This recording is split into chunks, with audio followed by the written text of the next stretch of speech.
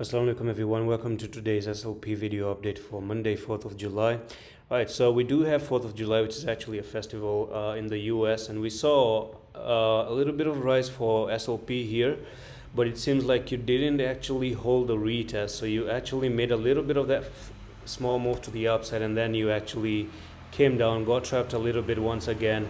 And so far it seems like this is still not a favorable, scenario to actually move to the upside. So the suspense really remains, and you do have 6th of July coming, which is going to be Wednesday, I guess. Yeah, it's going to be Wednesday. So by Wednesday you're going to see a particular result. Now the weekend threat is over, and I don't think the weekend is going to cause a problem anymore. The new week has already started in, and I just want to watch the weekly time frame here so that we can get a clear answer of what's about to happen next. So boom, here we are.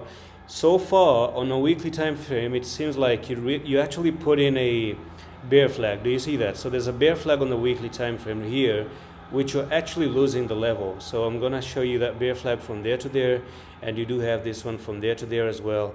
And this one actually takes you all the way, let's just say from here to here. You're looking for a technical journey to go all the way down to this level, which is going to be 237. So yeah, I think the journey has actually started, and if you somehow come here above the 450 level, then you're going to look to go higher. But at the moment it's actually quite risky. You do have 6 more days to close this candlestick, by the way. So we're going to see what happens in the next six days. I would like to actually say that a stop loss should be considered to be placed down here at the 343. You can actually come down there, and then boom, you continue further to the downside due to the bear flag technical target. And that's it for this quick update on SLP. I'm going to see you in the next one. Allah Hafiz.